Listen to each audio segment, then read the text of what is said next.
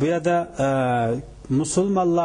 Müslüman diyarının köpüncüsü de zakat berişki tegishlik adamlar özünün zakatını muşu Ramazan ayida chiqarishni odatlangan bo'lganlik uchun bu yerda qarindoshlarga zakat to'g'risida azroq ma'lumot berishga to'g'ri kelyapti. Shuning uchun biz zakat qanday odamlarga beriladi degan mazmunni to'xtalamiz.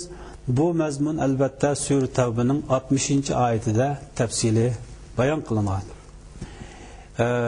Bu oyatda Alloh tabarak va taolo deydiki: "İnnemas sadaqatu lil fuqara'i vel masakin vel 'amilina 'alayha vel muallafati qulubuhum ve fi'r riqabi vel gharimin ve fi sabilillahi ve ibnis sabil faridatan minallahi vallahu alimun hakim."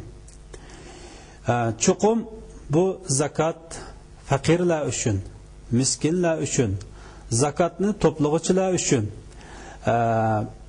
ham ba'zi insonlar uchunki u insonlarga zakat berilsa, ularningki islomga kirish ehtimolligi bo'lgan insonlar uchun islomga bir foydasi yetish, islomga kirish ehtimolligi bo'lgan insonlar uchun, uningdan keyin qul ozod qilish uchun, uningdan keyin qarzdorlar uchun, uningdan keyin Alloh yo'lida jihad qilganlar uchun, uningdan keyin safarga chiqib pul moldan ayrilib yo'lda qolib qolganlar uchun bu zakat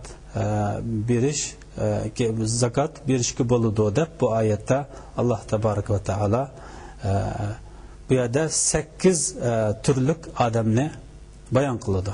Endi biz bu 8 turlik odamning birinchisidan keladigan bo'lsak, bu yerda birinchi turlik odam 8 turlik odamning birinchisi faqirlar.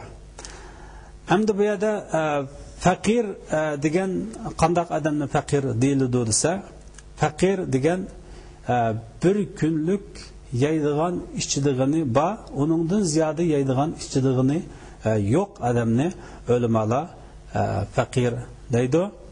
Uningdan keyin ikkinchi qatorda miskin keladi. Miskin degan qanday odam desa, miskin degan uningki yeydigan ichdigan hech bir narsasi yo'q insonni, buni miskin deyiladi. Albatta bu faqir bilan miskinning arasini ayirishda o'limalar orasida ba'zi o'xshashmagan ko'z qarashlar bo'lgan bo'lsa-mu, buningdagi inchki farq mushuningdan iborat.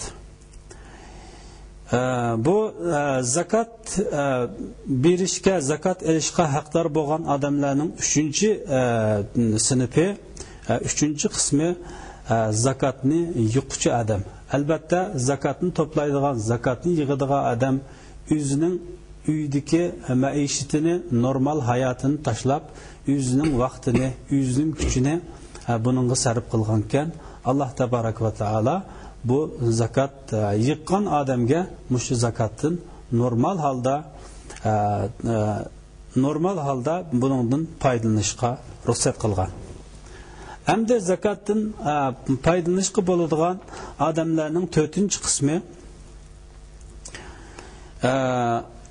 islomga yaqin bo'lgan, islomga kirish ehtimoli bo'lgan musulmon emas insonlar. Yoki islomga kelgan, ammo islomda to'g'ri yo'lda yaxshi mangamagan, sirat-i mustaqimni to'g'ri ko'ramagan insonlarga sadaqa, zakat berishni islom dinimiz to'g'ri ko'rgan. Endi zakat berishga tegishlik bo'lgan odamlarning 5-chisi qul. Bu yerda qul deganimiz, ya'ni qulni qullikdan ozod qilish uchun u qulga zakatdan, musulmonlarning yiqqan zakatidan o qulning